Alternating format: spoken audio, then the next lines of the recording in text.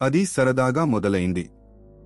నలుగురు స్నేహితులు అర్జున్, మాయా, కబీర్, రియా ఒకరిని మరొకరు కొండపై ఉన్న పాత భవనంలోకి వెళ్లమని ఛాలెంజ్ చేశారు.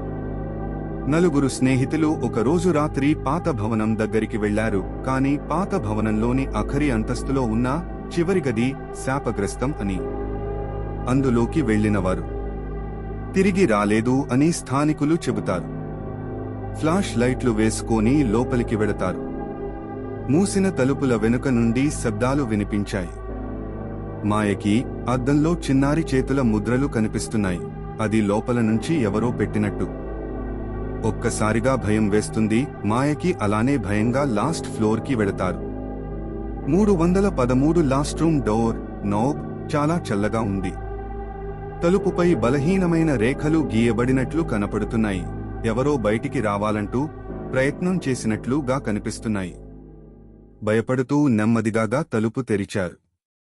అక్కడ ఒక చెక్క ఊయల కూర్చి, పాడైన అద్దం మాత్రమే ఉంది.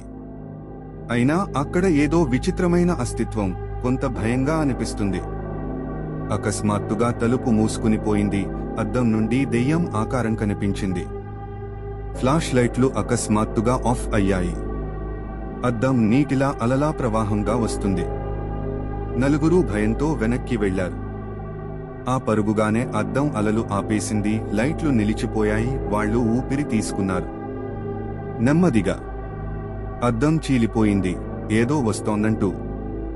మరుసటి ఉదయం గది 313 తలుపు మళ్లీ తెరుచుకుంది.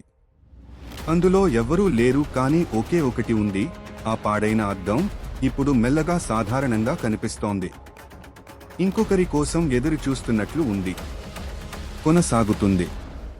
పార్ట్ 2 కోసం please like and share and subscribe to my YouTube channel.